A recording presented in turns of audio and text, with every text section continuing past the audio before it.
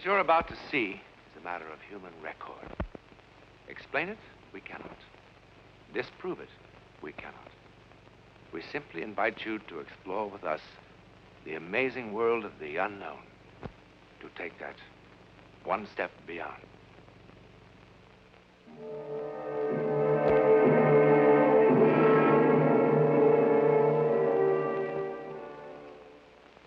What you're about to see has haunted the minds of men for 40 years. A miracle or a soldier's fable? You decide. At 22:30 hours on the night of November the 14th, 1915, something happened in the war-darkened skies over Europe. It was seen by a British mortar unit here in Flanders. It was by a Russian sentry on the East Prussian front.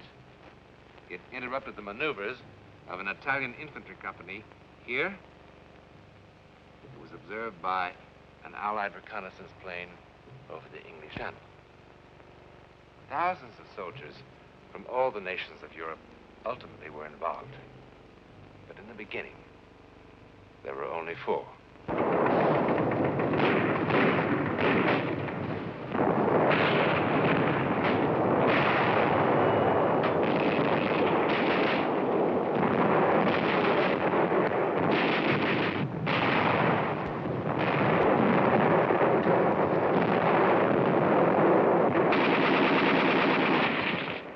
4 French soldiers, an unimportant patrol on a trivial mission, set out on this gloomy November night in 1915 to attack a minor mortar position, kill a few enemy soldiers, and return to its lines.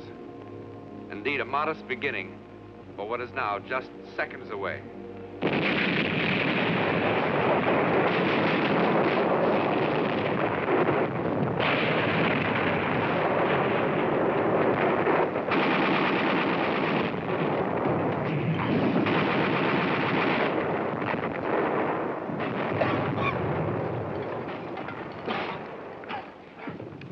Think of all the pleasant things a man of my sensitivity could be doing tonight. Watching the ballet, playing the piano, enjoying vintage wines. A night like this is good for only 2 things: picking pockets or making love. And on your feet.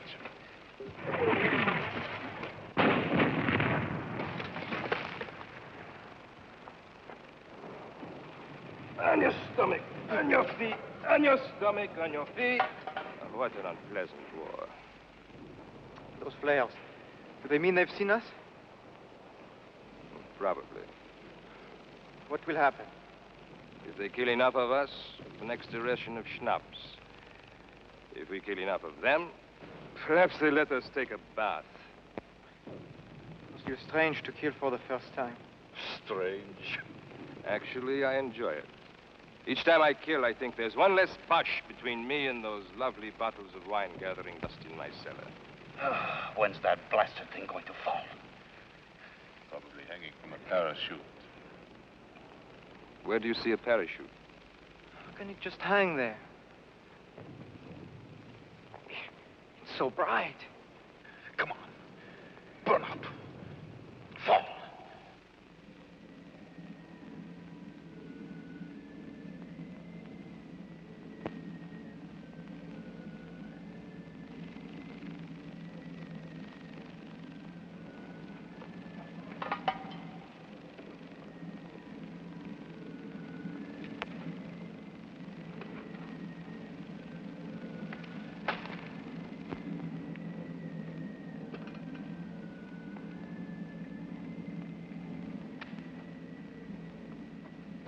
Get down, you fool.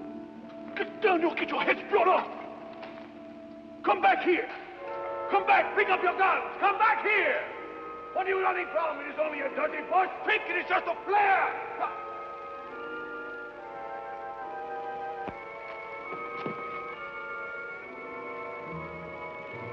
Oh, my God. My God.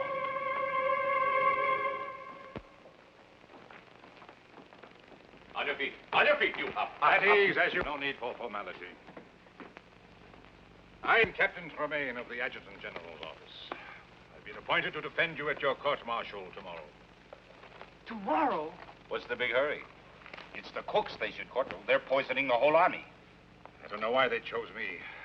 My practice was civil law. What do I know about a mess like this?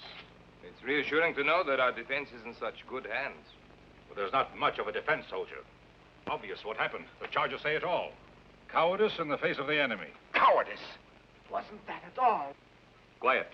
Show respect. But I wasn't afraid. I mean, I was at first, but it wasn't that. Do you know who the prosecutor is? Major Lamar of the High Command, that's all. I've just been a captain for the last 2.5 weeks. I don't suppose the captain would be demoted if he should lose his case. Oh, don't worry about that. He'll lose all right. It's bang, bang, bang for us. Well, how can I win? It's all here in black and white. At a time when the Boche are defeating us everywhere, Lamar will eat me up alive. Well, I'll do the best I can. But you'll have to be absolutely honest with me. No need to hold back anything. Sergeant Vai, look at this record. I just don't understand it. The Croix de Guerre. What happened? How could a brave man like you run from the enemy? Ask the others. I'm asking you.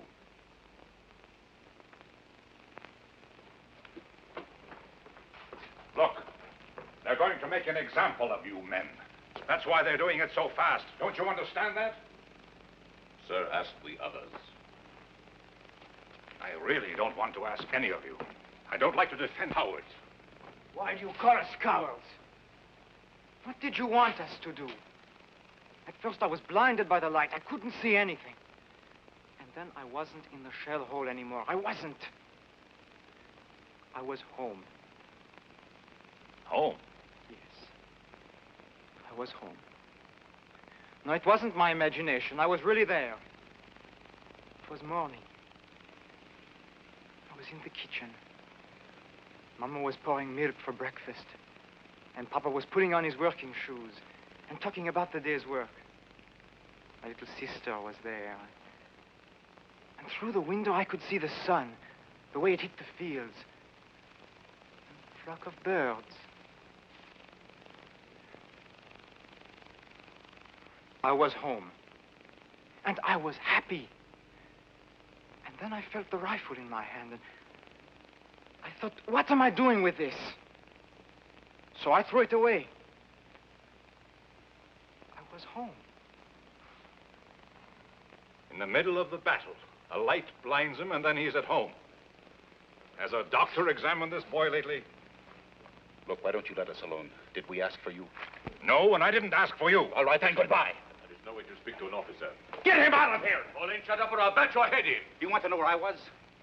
Well, listen to this, Captain Fancy Pants. Let me tell you where I was. I was on the deck of the Montez. A rusty little freighter carrying pig iron from South America to Marseille. Flopped on the forward deck, just taking it easy. I never felt like that in my whole life. I was free. I could breathe. There was nobody in the world that I wanted to punch in the mouth. I wanted to stay like that for 100 years. A part of everything. Everything. Tell me I wasn't on that boat. And I'll make you eat all those pencils.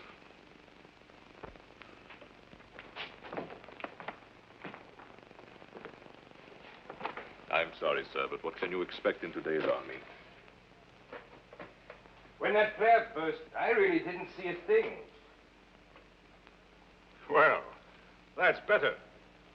Then why did you run? Somehow the air had changed. It had become soft and warm like a summer's night. In November? Oh, Logic told me it was freezing cold. And yet I felt a warm breeze on my face, and my feet were no longer cold. The air was suddenly filled with all sorts of remarkable scents. Tangerines, night flowers, dust, the way it settles after it's been watered down. And I think even incense. The kind my aunt used to burn under her favorite saints in church. Feast of odors after the stink of war. I felt an exaltation, a love of life. And the gun in my hand suddenly, well, it suddenly felt obscene.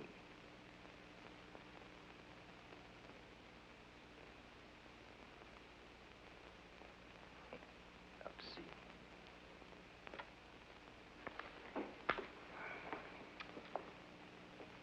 Sergeant, sometimes on a patrol, it's no secret, the men take along a little brandy in their canteens to keep warm.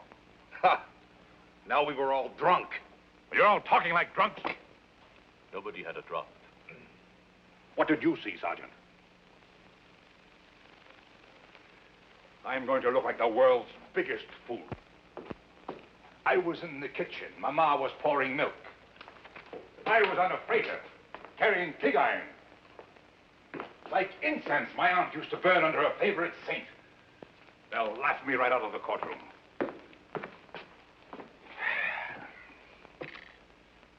All right, let's begin again. You from the testimony of your men, Sergeant. Let me see. Ah, yes. It wasn't what I saw or smelled, but what I heard. The light could have come from many things, but not the singing. I don't know what they were singing, but it sounded holy, and it was beautiful. I started walking to where I could hear the voices better. Now, all this would be hilarious as a music hall sketch. But within the sound of enemy guns, I find the humor rather hollow. And I am more than a little surprised that the defense counsel would insult the intelligence of this court by introducing such trash as evidence. It's what the men told me. And what does the sergeant say? What did the sergeant see, hear, or smell? I heard the Bosch cannon and machine gun. I smelled, well, there was a dead body in the shell hole. I saw a flare that lasted a long time. Have you seen no other flares that lasted a long time? Not like this one. Maybe it was a new Bosch invention. It stayed there for I don't know how long. It was cloudy, and the flare cast shadows against the clouds. Well, at last we're beginning to hear some sense. You and your men were frightened by shadows and you ran. Is it correct? Yes, I suppose so, sir. Mm-hmm. Well, we should thank the sergeant for putting an end to all this nonsense once and for all. You're excused. Thank you, sir. One moment. The defense counsel has already questioned the witness. Just one more question, sir. You agree with Major Lamar that you and your men ran from the enemy? Well, sir, there was this shadow. You saw the shadow and you and your men ran. That's what you just said, correct? Yes, sir. Then I charge you with perjury. What else could it have been but a shadow? I am referring to this. On the direct examination, you said, here we are, we walked back to our lines. That's right. What's right? Walked or ran? If I may say so, the distinction is a small one. Sir, these men are on trial for showing cowardice in the face of the enemy. A coward does not walk. Walking made them heroes? Would you have the courage to walk across a battlefield? I beg your pardon, sir. I know that I would not have such courage. I admit I am as confused as anyone by the testimony of these prisoners. When I first talked to them, I thought they were trying to make a fool of me.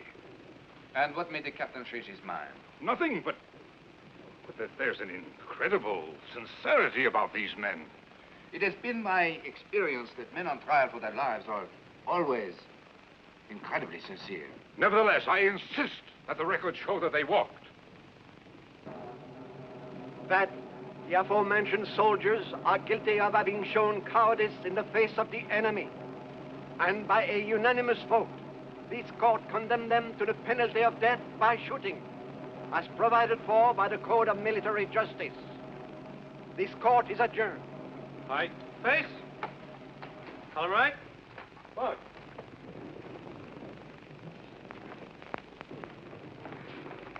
Cheer up, Captain. You did a good job. Better than they deserved. Are you sure that's all it was, sir? All what was? I mean what the sergeant said, that the shadow was caused by a flare. Of course. The rest is rubbish. Be sensible. What else could it have been?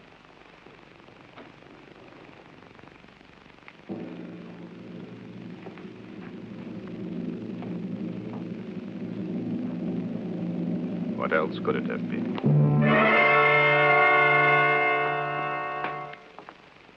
Good morning. Is it? It's difficult for us to tell down here. I'm going to see the commanding general and try to get a stay of execution. You don't sound hopeful. I'll do my best. I think you will. And that's most curious. Why? I'm a lawyer, that's why. When you first came down here, you wanted to spit in our eye. But in the courtroom, and now. Don't tell me you actually believe our outrageous stories. I don't know what I believe. Anyhow, while I'm in town, I could mail your letters if you wish. When do they get rid of us? It's scheduled for 1400 hours. No letters, Sergeant? After 18 years in the Army, I've nobody to write to, sir. Sergeant, is that all it was? Just a shadow? If I told them I saw Noah's Ark passing by, would that have saved us? No, I suppose not. Oh, Captain, you could do me a favor. When you go into town, you could get me a bottle of good cognac. Something really first rate, I mean. I would like to have one last taste of first rate cognac.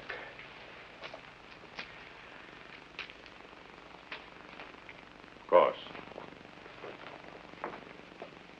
It wasn't the shadow. And I don't imagine things. I'm as hard-headed as an ox. What I saw, I saw. When I looked up, the flare was still burning bright. And there, as big as the sky itself, was the face of the first man I ever killed. He was an Algerian, maybe even younger than me. And if I didn't cut his throat, he was going to cut mine. Then he was dead. His eyes were staring up at me. That's what I saw. That Algerian kid. And you know how he looked? And if he was saying, "It's all right, my friend. It wasn't your fault."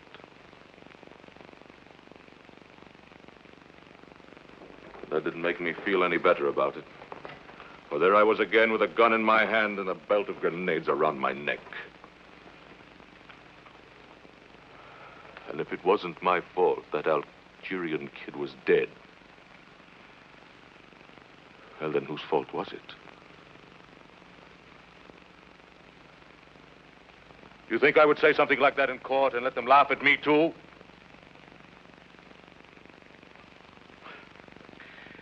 But if you were to get that cognac, well, I can still drink it, you.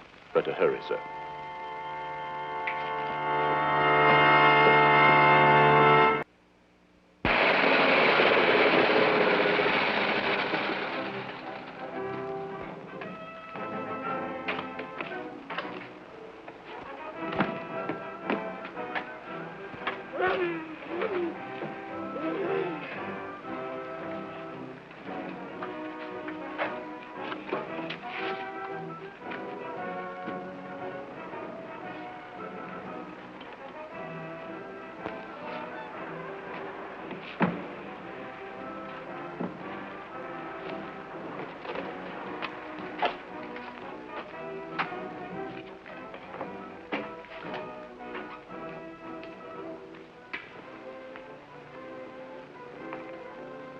Could the captain spare a cigarette?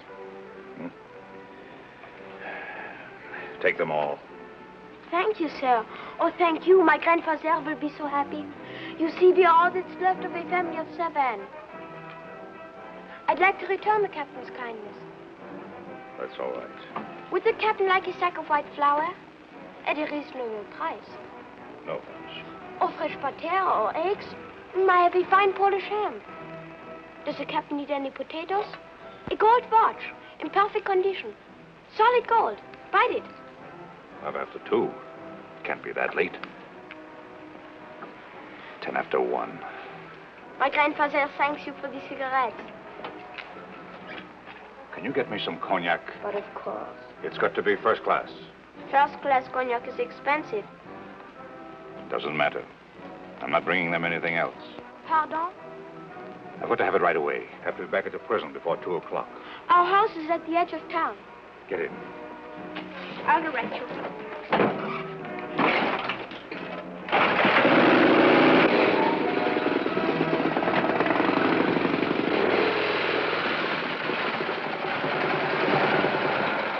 The Boches are just a few kilometers behind those woods. So pretty soon you'll be able to sell them potatoes and ham and butter. I am learning a few German words. It's a difficult language. I'm sure. The cognac is in the cellar. I'll get it.